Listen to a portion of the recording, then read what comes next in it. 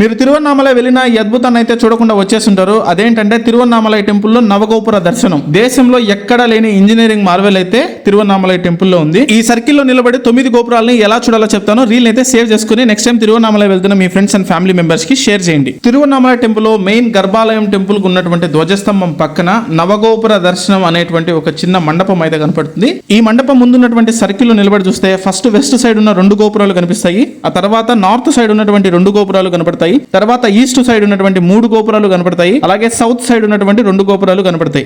ఈ 9 గోపురాలను దర్శించే విధానాన్ని నవగోపుర దర్శనం అని పిలుస్తారు. ఇది మొత్తం తిరువన్నామలై దేవాలయంలో ఎక్కడి నుంచి చూసినా 9 గోపురాల దర్శనం అయితే మనకు కనిపించదు. కేవలం ఈ సర్కిల్ నుంచి చూస్తే మాత్రమే మనకు నవగోపుర దర్శనం అనేది లభిస్తుంది. ఈసారి తిరువన్నామలై టెంపుల్ కు వెళ్ళినప్పుడు దేవాలయంతో పాటు తప్పకుండా ఈ ఇంజనీరింగ్ మార్వెల్ ని కూడా దర్శించండి. నెక్స్ట్ టైం తిరువన్నామలై వెళ్తున్న మీ ఫ్రెండ్స్ అండ్ ఫ్యామిలీ మెంబర్స్ కి ఈ రీల్ అయితే షేర్ చేసి ఈ ఇంజనీరింగ్ మార్వెల్ ని దర్శించే అవకాశం వాళ్ళకు కూడా కల్పించండి. అరుణాచలేశ్వరాయ నమః. ఇలాంటి వాల్యుబుల్ ఇన్ఫర్మేషన్ కోసం మన ఇన్స్టా పేజ్ అయితే ఫాలో అవ్వండి.